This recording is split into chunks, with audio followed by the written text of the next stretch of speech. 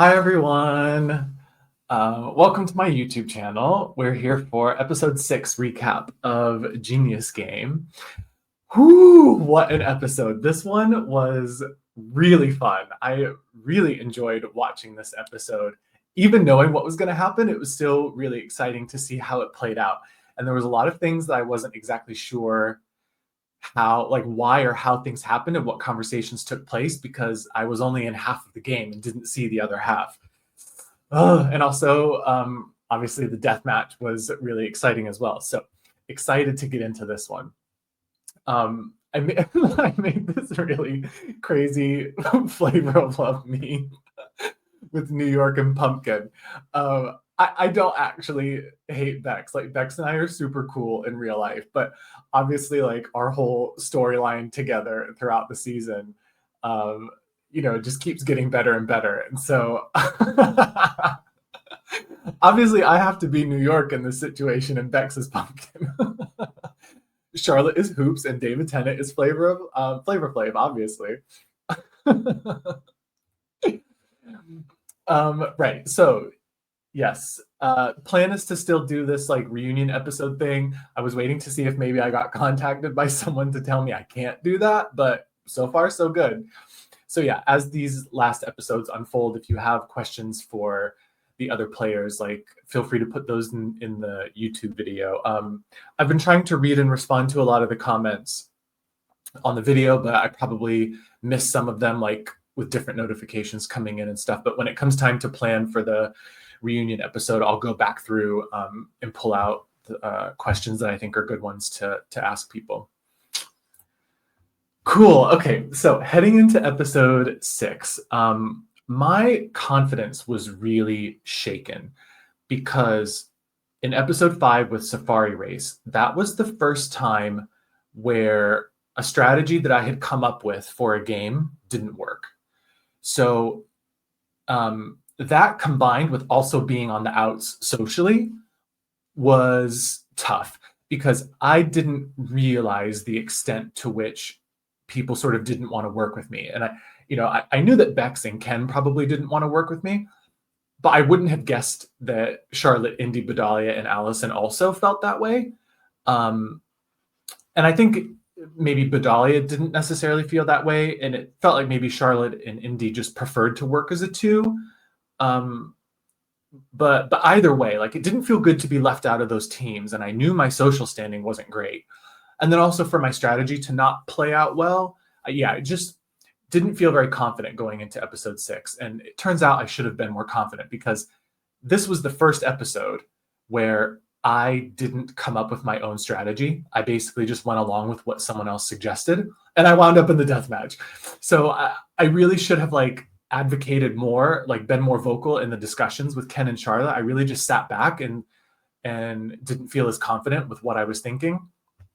So yeah, it's interesting how, one setback in that episode really changed how confident I was. And I'm actually really glad I went to the death match this episode because that really gave me a boost at the end. Going into this episode, I really felt like I needed to play things honest and straightforward. And that was partially because I knew I needed to try to repair my social standing in the group. And also, it was just becoming very clear now that Ken, Bedalia, Allison, and Bex were sort of the majority alliance, and then it was just me and Charlotte. And basically, me and Charlotte were the only ones who were sort of sneaky strategic gamer types, and everyone else was sort of let's be friends and be honest and work together. And so as much as I wanted to play a more cutthroat kind of game, I knew I couldn't because I had to try to get back in the good graces of the other team. And if I was doing more crazy stuff and more sneaky stuff, then they were just going to gang up on me like the earliest chance they could. So that's where my head was at. It's really important for you guys to remember, we did not know how 5 players would become 2 for the finale.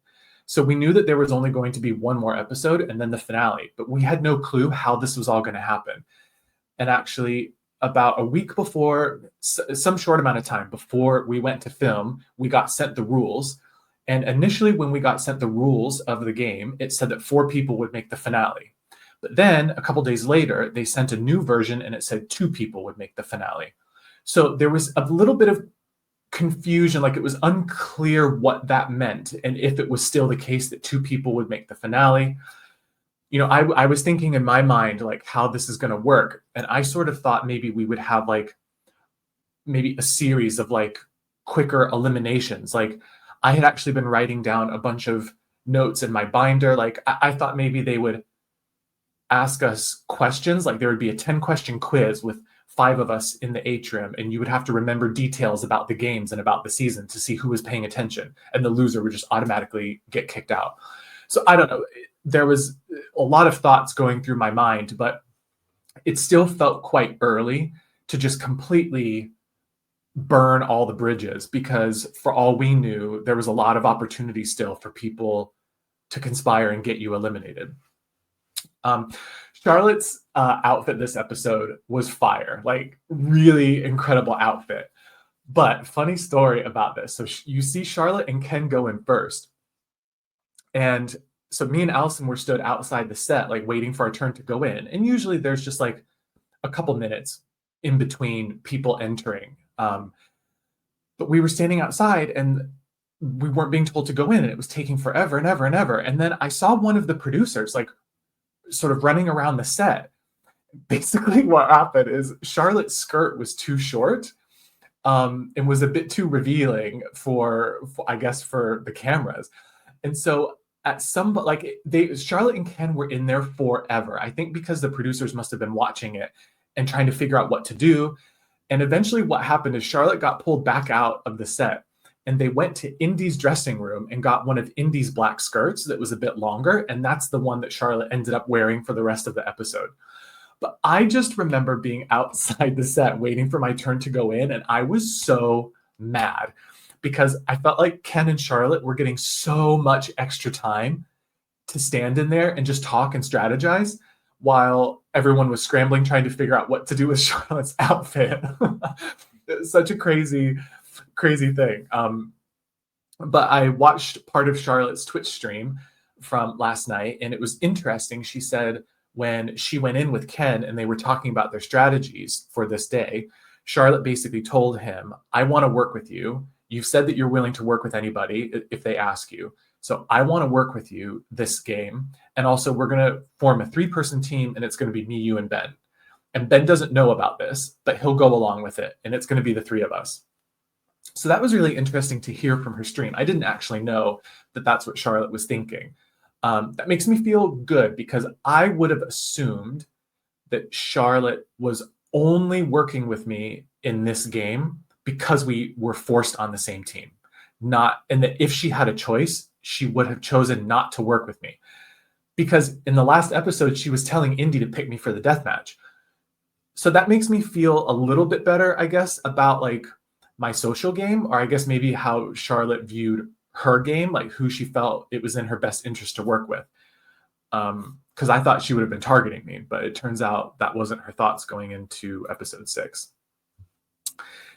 So Diamond Dilemma, I obviously recognized this game from the Korean Genius, and they also used it, I think, in the Dutch version of the show. I'm not a fan of this game. Full disclosure, I don't really think it's that fun or exciting of a game.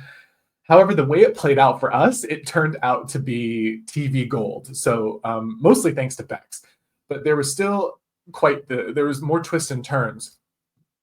Like the game could have actually played out really boring, where we just win in the first 3 rounds and then the whole thing is over. So I guess for the benefit of the show, it's good that it ended up being a little bit more exciting.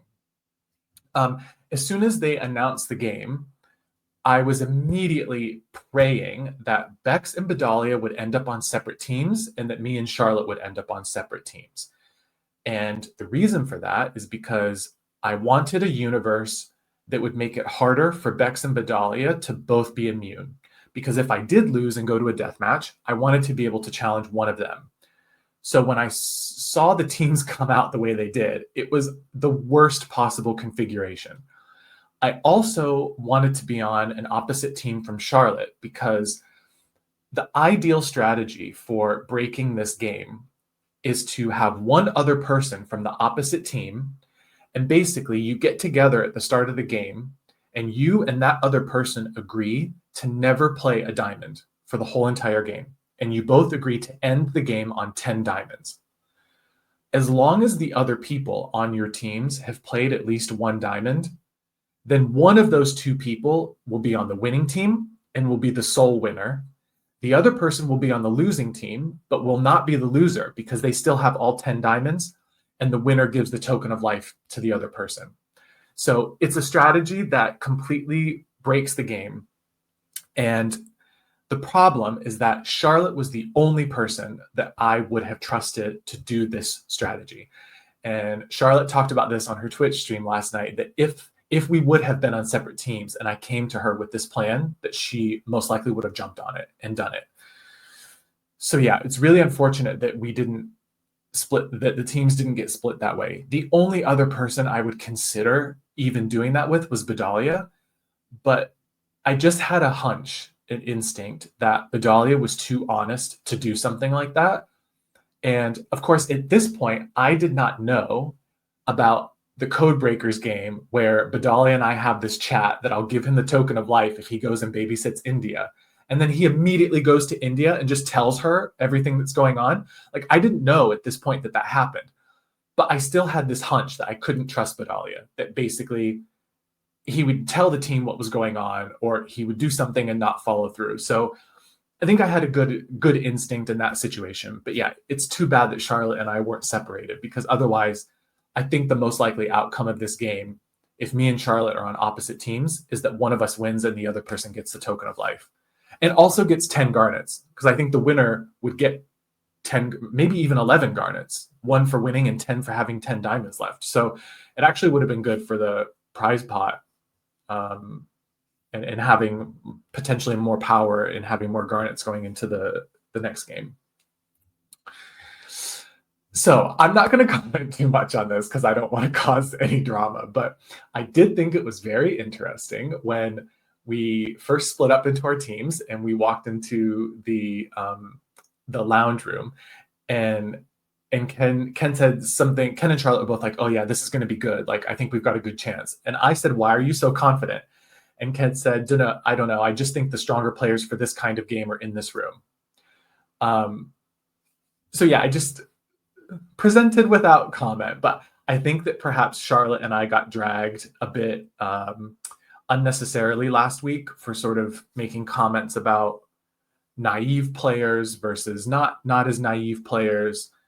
But I definitely think that there is a split in these teams. Perhaps the more PC way of saying it is the more strategy-minded players and the more social players, without necessarily placing a judgment on which is better. But it was interesting to hear Ken sort of echo those thoughts when that's not actually what he said last week. So yeah, I'm actually, this is something I want to ask Ken in the reunion, because I'm curious about that. Okay, our strategy discussions were quite quick, actually. So Ken sort of proposed this aggressive 999 strategy, and I remember like they showed it in the episode. Like, I think I said, I'm a bit more conservative and risk averse, so this is quite an aggressive strategy. It's not a strategy that I would normally do. However, I could see the merit behind the strategy, and I felt like it was a good strategy. Charlotte was much more vocal than I was about wanting to do 990. And I really regret not speaking up more and supporting that, because if it were up to me, I would have gone along with what Charlotte was saying. I also had a really strong feeling that 7 was a good number to play in round 1, but I don't even remember if I said that. I'd have to ask Ken or Charlotte. I don't remember if I said it at all or if I said it just briefly, but I just remember thinking that 7 would have been good for round 1. But yeah, in the end, I can't blame anyone except myself, because like I said, my confidence was a bit shaken from the last episode. And so my thought was, it's help, like everyone else is doing well in this game by just going along with what Ken is saying at this point. So maybe if you can't beat him, join him. Like, I'm just going to go along and just do what Ken tells me to do, and maybe I'll win and be able to get a token of life this episode. but yeah, I think looking back, I regret not backing up Charlotte a little bit more. But it was a good strategy, and I think more often than not, it's a winning strategy. So I don't think that, I don't think it's fair to say that like Ken came up with a terrible strategy. It just didn't win in this game. It was funny when Bex came in. I had forgotten that had happened, but it didn't. I don't think it really psyched us out, and I think actually we thought that they were just a bit of a mess, like because if it was an attempt to psych us out, it didn't really work.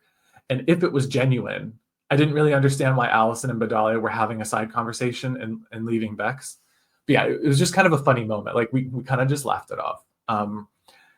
My whole strategy for this game, whenever we would meet in the atrium, I was studying Ken and Charlotte and really keeping my eyes on them just to make sure that they were not leaking information to the other team. Because I don't think they had an opportunity to set anything like that up, but I just wanted to be sure. So I was watching their faces and their body language to make sure that they weren't sort of getting hand signals or like revealing to the other team how many diamonds we were playing. And I was also studying the other team to see if they were giving any information to us. But I was very purposely not saying anything to the other team because I didn't want to spook Ken and Charlotte. Like, I didn't want Ken and Charlotte to think that I was up to some sneaky plan trying to communicate with the other team. So that was very intentional on my part.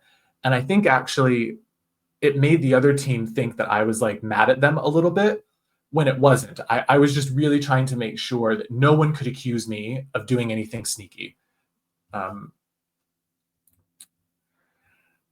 After the results of round 3 get revealed, we were just like, yeah, we're fucked. Like, our plan didn't work. We're totally fucked. To be fair to Ken, he never suggested 9-9-12. That was sort of a compromise where we felt like if we are going to do 9-9-9, why not just do 9-9-12? Because then if they do play 9, 10, or 11, we get the point and we win. Whereas there's a possibility that if they play 9, 10, or 11, we still end up losing the whole game. But yeah, I think that in reality, 9-9-12 was actually the worst. Like 12 in the third round was the worst thing we could have done because we didn't know it, but they played 13. So had we played 0 in round 3, then both teams have 12 diamonds for the last 2 rounds. And as long as we go all in on one of those 2 rounds, we win. And we would have gone all in. Like, we wouldn't have split in rounds 4 and 5 if we play 0 in round 3. So yeah, it turned out to just not be the right move at that point. And it sort of was a compromise to try to make everyone happy. But yeah, unfortunate that we just didn't have the winning strategy for that game. Something that I was really hoping that they would show in this episode, and maybe they would have if it was 75 minutes long instead of an hour. But our white team, like, there was, I can't remember if it was 15 minutes, probably 15 for each round. And we had already come up with our strategy. So we basically just took that time to just chat. And once round 3 happened and we realized that we were going to lose, at that point, I realized that the most likely outcome was that all of the red team would be safe and one of us would get picked for the death match. And in the event that they chose Charlotte, because I was pretty confident they wouldn't pick Ken, they would either pick me or Charlotte. And if they picked Charlotte, I needed Charlotte to challenge Ken to the death match so that I would be safe. And so I realized actually that this was the moment where it was time for me to pull off my mask and kind of just be vulnerable and tell the truth to everyone, well, to Charlotte and Ken, about a lot of things. So this is where I finally revealed to them how much of a fan of the show I was, how I had this binder, how much I prepared and studied, and also just how much it meant for me to be there. Because I think up until this point, the other players just saw me being so anxious and stressed and like running around like a crazy person. And I don't think they understood why I was like that. I think they just thought that that's how I am as a person. And so I think it gave them a totally different perspective when they realized why I was that stressed, because being there meant so much to me. And I was so scared of getting eliminated early because then I wouldn't have the experience. And I just wanted the full experience. I wanted to play all the games. I wanted to make it to the end. And also, I told them about being a negotiations lecturer. So that's what I teach, and how I just felt a lot of pressure because if this is what I do for a living and I teach people how to be good negotiators, I can't go on a game show that's all about negotiating and lose and be eliminated really early. Like, not only would it be personally a really terrible defeat that would be hard to stomach, it also makes me feel like I'm not qualified to do my job in real life. So I just felt like I had so much at stake. And that's why you get this like anxious, nervous energy from me the whole time. And it felt really good to just come clean about all that stuff and be honest with everyone. And I felt more relaxed in that moment, knowing that I wasn't keeping those secrets anymore.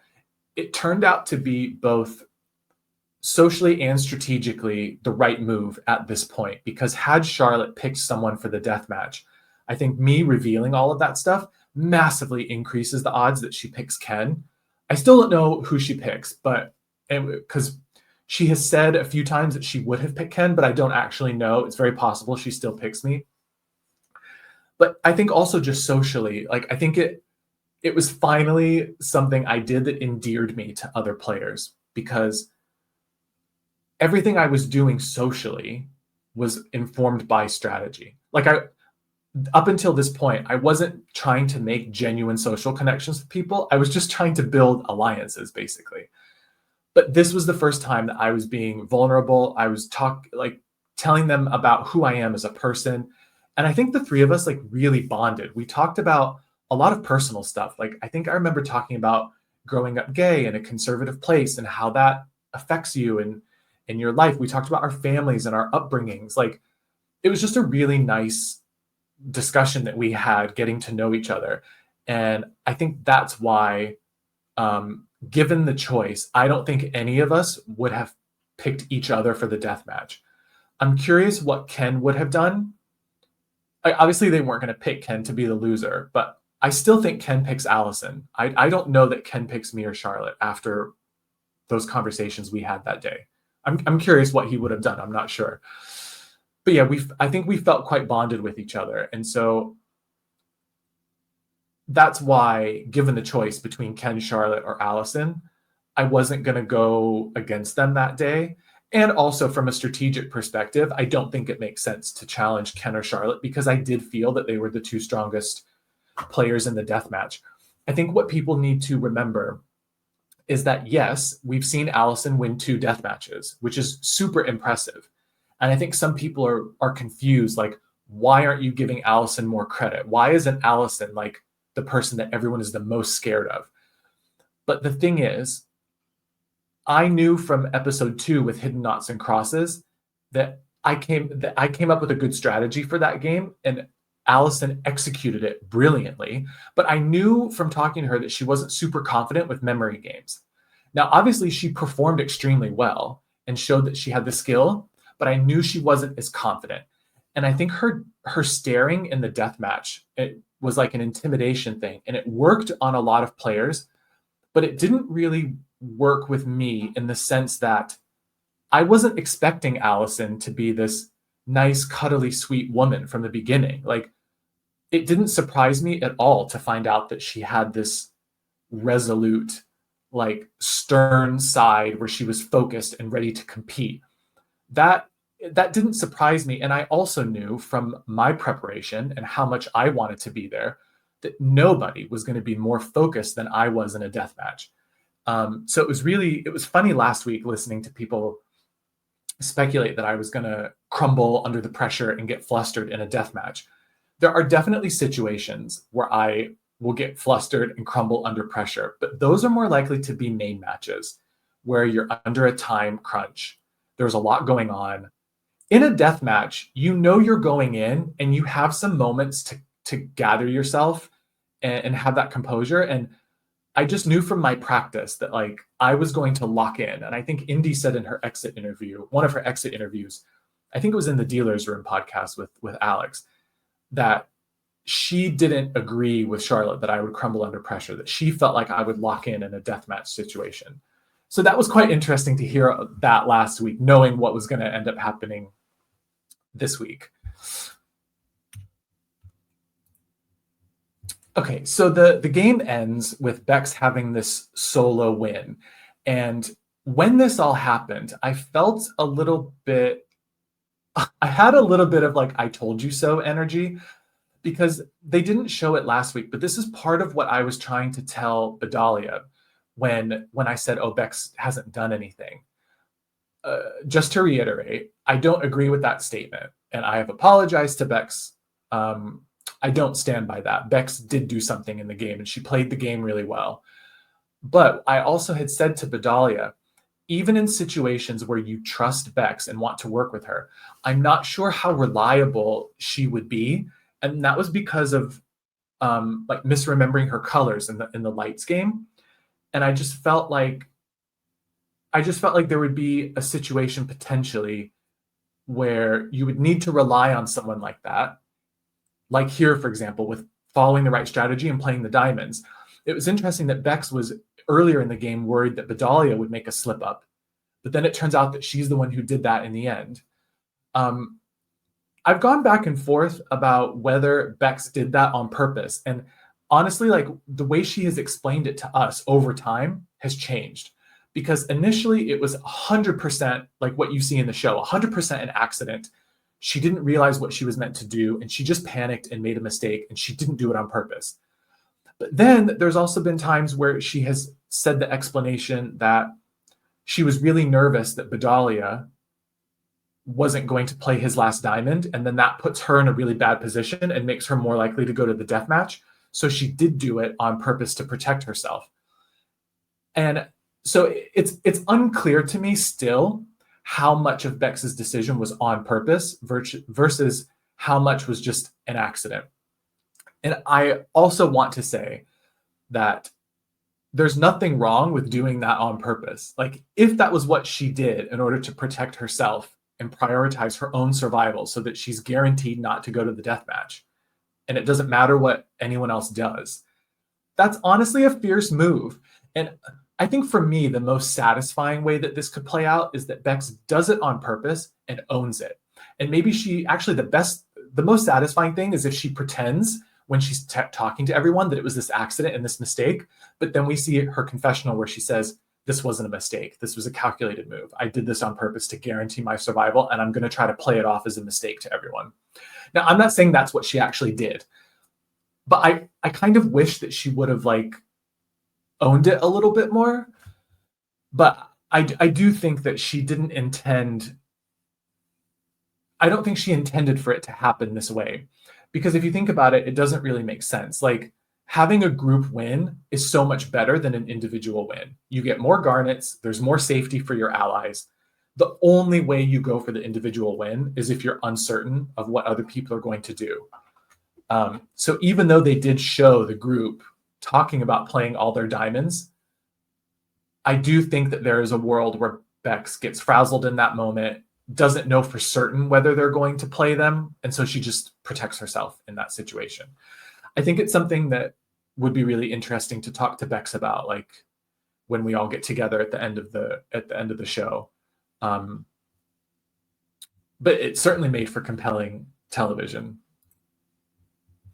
So the deathmatch deliberation I thought was really interesting. So Bex sort of asks Ken to come with them to help them make the decision of whether they're going to pick me or Charlotte for the deathmatch, which I thought was interesting. Yeah, I think that's probably, it was a smart move for Ken not to join that discussion, because I don't think it really helps him that much to make that choice unless he's really threatened by one of us, either me or Charlotte, and uses that as a chance to influence the deliberation. But otherwise, he doesn't really stand to gain anything from going in there to do that. I guess it could really matter to him if he thinks that one of us is going to pick him for the death match.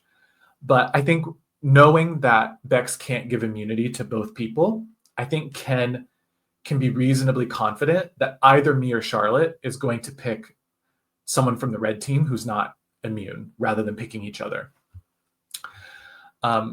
This deliberation between Bex, Allison, and Bedalia, out of everything that happened in the whole entire show, is the thing that I have been wanting to see the most. Because obviously it's how I ended up in the death match. But to this day, I have not gotten a clear story about how the three of them deliberated and chose me as the deathmatch candidate. And unfortunately, there was basically no discussion of that in the actual episode. So if there was any footage that like hit the cutting room floor that I would want to see, it's this. In terms of who Bex gave the token to, it was really sad to see Bedalia negotiate for that token and really push for himself and advocate for himself, and then Allison didn't. It's, you know, like the second time in a row, basically, where Allison was happy to be on the winning team, but not keep herself safe from the deathmatch. And I wish that she would have advocated for herself more, because I think I would have liked to see her go further in the game. And also it would have been better for me to challenge Bedalia and have to play him rather than Allison. So it would have been better for me. But yeah, that would be something I would be curious to talk to Allison with as well. Yeah, I don't know why they didn't. I think it's because they've been obviously pushing this whole narrative, and not to say it's an untrue narrative, it's a true narrative, but they've been pushing the whole storyline of me versus Bex. So I think they present it as sort of a foregone conclusion that Bex would always pick me for the death match. But actually, so I have tried to talk to the people involved in that decision. And what Bex has said is that she told Allison and Bedalia that she would challenge the person for the death match that they wanted to challenge. Basically, she's saying that it wasn't just her choice, it was the group who decided. And she's actually gone so far to say that Allison is the one who told her to pick me. When I tried to ask Allison about this, I didn't really get a straight answer. And I don't know if that's because that's true and that it was Allison's idea to target me, and she just doesn't feel comfortable telling me that to my face, which, fair enough. Sort of an awkward thing to tell somebody, especially after the fact. Or if maybe Allison doesn't remember, or if that's not what happened. Bedalia has been the most absent from our group chat because he's had exams and has been busy with things. And Bedalia is the only person that I have not seen in person since we filmed the show. So I haven't really had a chance to talk to Bedalia about this and get his memory of what happened in this deliberation. What I would have assumed up until a couple weeks ago is that Bedalia would have tried to say to Bex not to pick me, and that Allison would have also said not to pick me, but Bex ended up picking me anyway. What I think possibly could have happened is that Allison thought that if they chose me for the death match, that I was less likely to challenge Allison than Charlotte would be. So basically, the best way to try to keep Allison out of the death match was to pick me for the death match and hope I pick Ken or Charlotte, rather than picking Charlotte, where they could be more confident that Charlotte would choose Allison. Now, I don't know that. That's sort of what Bex has suggested, but Allison hasn't confirmed that, and I haven't talked to Bedalia. But I really wish I could know that. Obviously, it doesn't matter. This shit happened a year ago. Like, whatever. I went into the death match and I won. It doesn't matter. But I'm curious how that all played out. It's also interesting to think about what happens if this was a joint win. Like, if their whole team wins and they're all immune, they're obviously not picking Ken for the death match, but do they pick me or Charlotte? And up until about a couple weeks ago, I was actually convinced that they would have picked Charlotte and that Charlotte would have picked Ken and I would have been safe from the death match. Now learning how much Allison was against me from the last episode as well, that is a new revelation to me. Like, so I think it's actually more likely that they still pick me actually to go to the death match rather than Charlotte. And then it would be me and Ken in the death match here if that whole red team was safe. So yeah, it's interesting to think about all the different scenarios. I loved this moment where Bex is basically realizing I'm picking Allison, and she's like, is there something I can do to change that decision? And I say, change who you give the token to, but that decision's been made. And then she offers me her whole bag of garnets. And I'm like, no.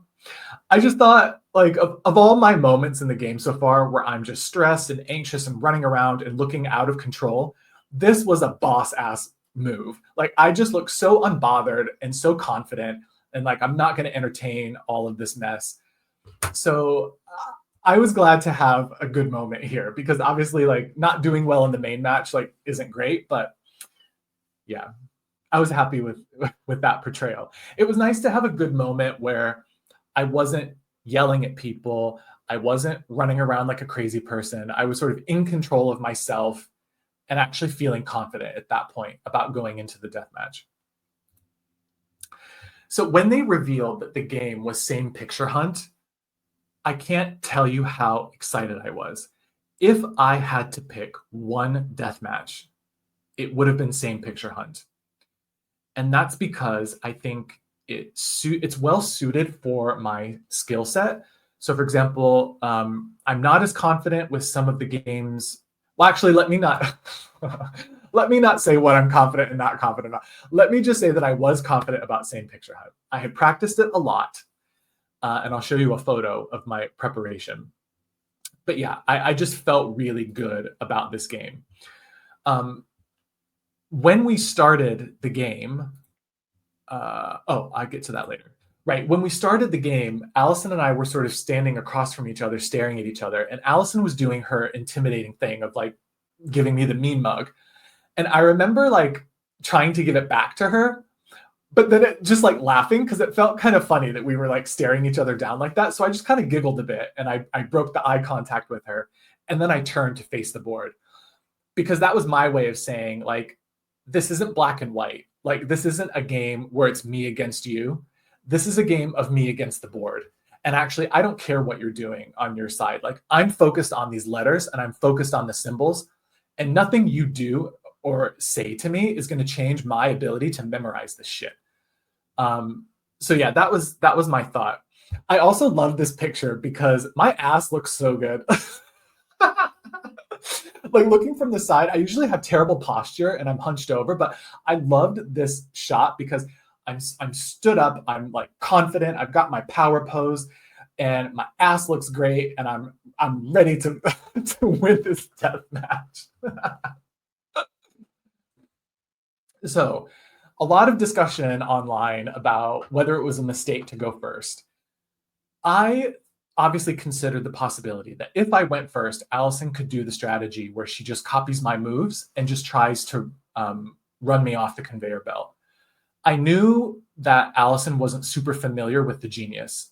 So I did not think that Allison would know that strategy or actually do it.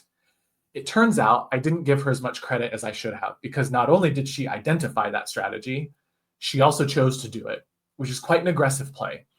I was confident that she wouldn't know that strategy, even more so because in our like strategizing before the death match, we split into our red and white teams.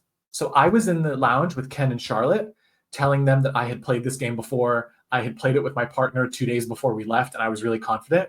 Allison was with Bex and Bedalia, and I certainly didn't think that Bex or Bedalia had told her that if she goes second, to just copy my moves. So that's why I felt really confident that she wasn't going to do that. Turned out to be a mistake. So when she started doing that, I was immediately nervous, because it's a greater than 50% chance that I still find my letter, but there's a bigger probability than what one would want that I actually just miss my letter entirely and I fall off the back of the shit without ever being able to play the deathmatch. So I was really nervous about that. The thing that made me feel good, though, was that if I could find my symbol, it was going to be on. Like, as long as I could avoid falling off the back of the thing, I felt really confident, because that strategy that Allison did is the strategy you use when you're not confident in your own memory. If you're confident in your own memory and ability to remember things, you're happy to reveal more information and get to the finish line. So it made me feel a little bit more confident, and I knew that I could memorize the board.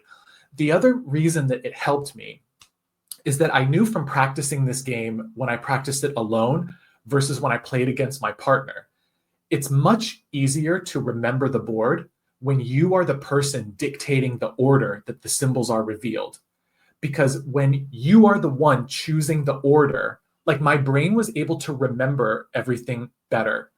But when you're playing with someone else and like I reveal this letter and then they reveal this letter, basically the path that you take across the board wasn't your own design. It was partially their design. And therefore, I found it a little bit harder to remember.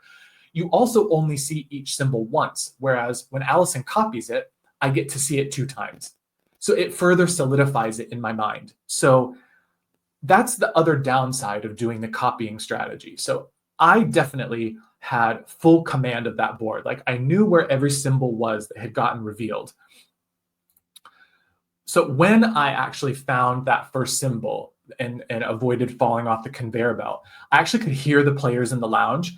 And that was something I didn't know because this was my first death match. But you can hear them like when they're, not when they're whispering and talking, but when they're like making gasps and sort of reacting quite strongly to something, you can hear them. So that was interesting. I had to sort of keep my cool at that point. What they did not show in this death match was that I was doing this really insane, like I was so focused. I was doing this thing where I was looking at the squares and I started in the upper right corner, right? And I sort of like moved my way around. Because actually there's more time than what you think when it's my turn to reveal a symbol and they close it, then it's Allison's turn. Allison reveals a symbol, they close it, then it's my turn. It looks snappy on the show, but in real life, it's quite drawn out because they're making sure that they have the time to have the different camera shots and all of this. So during that whole thing, I was constantly like pointing my head like this, like a chicken, in the direction of the letter that I had revealed. And I was basically memorizing each step of the chain starting from the first move. So I would go to the corner and say the symbol. Then I would go to the next one and say the symbol in my head and a bit out loud, maybe. Right. So I had the whole path memorized and I was saying the symbols and I was just cycling it. And when I would get to the end, I would go back to the start and I would add a new one and then I would go back to the start. So I could tell you where each symbol was, and I knew like the fourth one that got revealed, for example. I knew the second one that got revealed. I knew the fifth one that got revealed. So that's how I was memorizing them. I also knew from watching the rules video that they had done the same thing that the Korean show did, which is that there's 4 colors and each symbol is repeated twice. So for example, the raspberry symbol, there was a red raspberry and a blue raspberry. And for the stop sign, I think it was a shield, but I was calling it shield. There was a blue one and a green one. So I was able to remember them that way by giving a name to each of the symbols and just remembering the colors as I went through. In a way, I'm glad they didn't show me doing that crazy like head nodding thing and repeating the order. Like I probably looked like a crazy person, but I was just so focused and there was nothing that anyone was going to do to stop me from just cycling through that order. I had tuned everything else out and was only focusing on that. And actually, I was so focused on it that even when Allison's face fell off the back of the conveyor belt, there was a big delay before anyone said, like, oh, the death match is over, like Benjamin wins the death match. And so when her face fell off the back of the conveyor belt, I looked at the dealer kind of like this, like wide-eyed, and looked at the dealer, and the dealer didn't say anything. And so I just immediately went back to the board and just started like going through the order again. Because for all I knew, like until I heard the words, Benjamin, the death match is over, you've won. The death match is still live. For all I know, they could say, oh, look, we made a mistake. We need to restart from here, right? So I was in it even after the game was technically over. My only regret about this death match is that there were 2 letters at the very end that had not been revealed. And at the very end, you saw that I needed like the blue raspberry symbol, and so did Allison. The reason I didn't go for it is because there were still 2 letters that hadn't been revealed.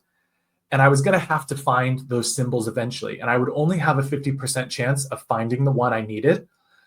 And if I show Allison where the blue raspberry is, there is a universe that I get my 50-50 wrong. And if she is able to then know the whole board, she marches right to the finish line. So the safer play was to not answer it and wait until she did.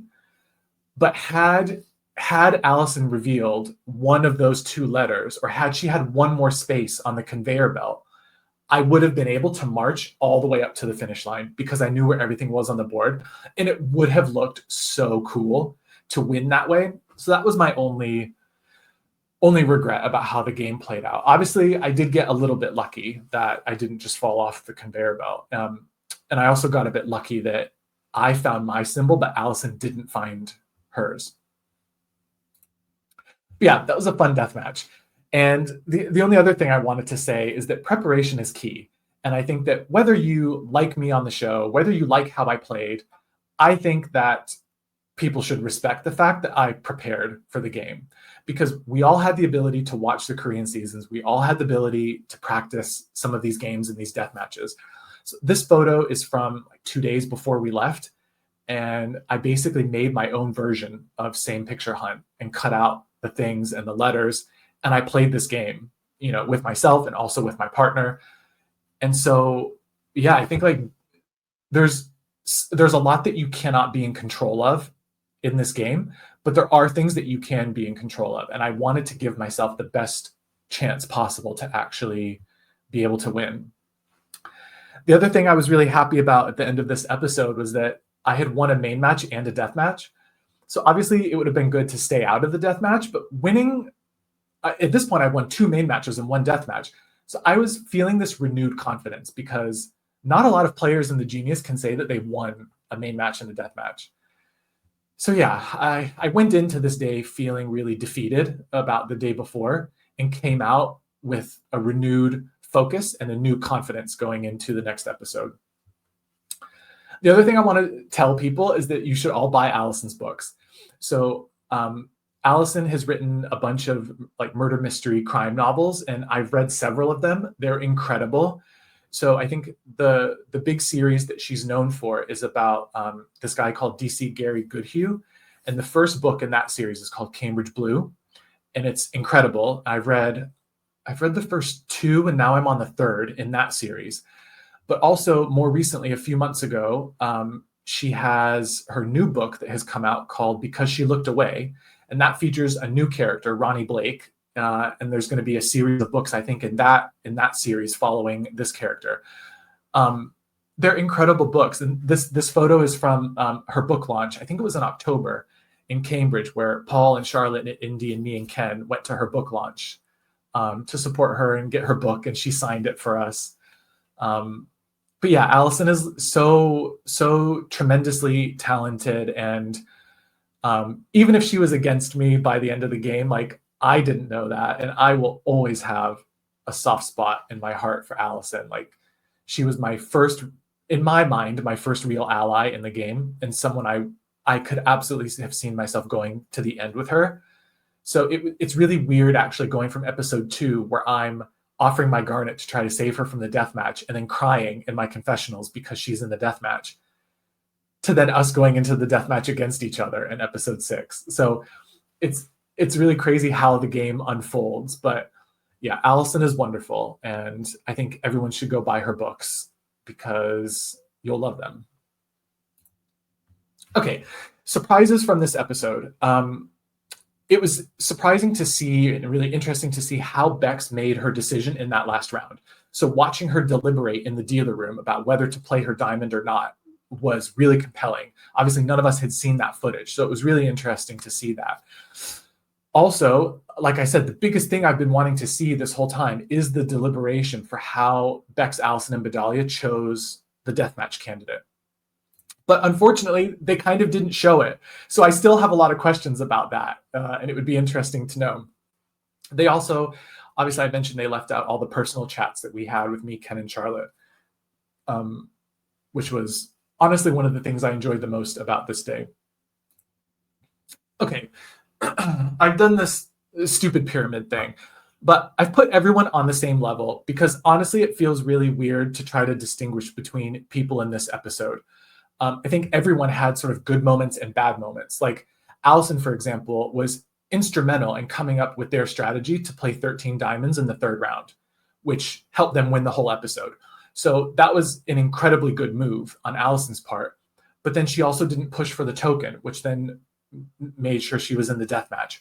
So, I don't think there's really a rhyme or reason necessarily to putting some people higher or lower here. Like most people had some good moves and most people had some mistakes in this episode.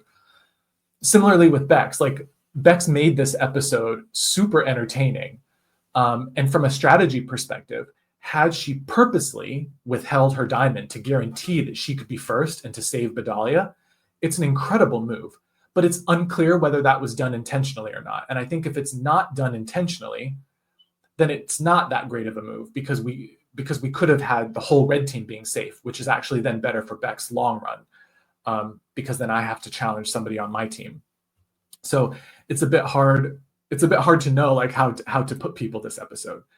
I put myself next because obviously like I should have done better in the main match, and been more confident in my skills.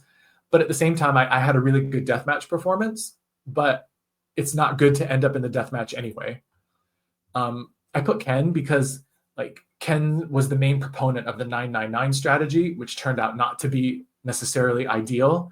Although 999 could have been okay, but 9912 wasn't. But the 12 wasn't necessarily Ken's doing. I think that was probably more my doing. But then obviously Ken stayed out of the deathmatch and he had protected himself socially. But then again, it was kind of lucky that Bex screwed up because actually if Bex doesn't mess up, I think there's a really good chance that Ken does end up in the deathmatch, probably against me. But so yeah, hard to say.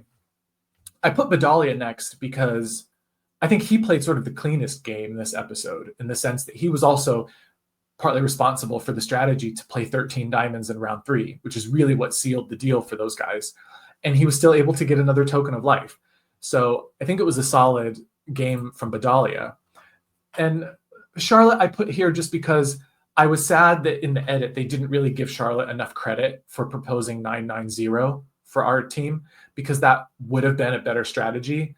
And I think, so Charlotte did have a good strategy for the game that would have won.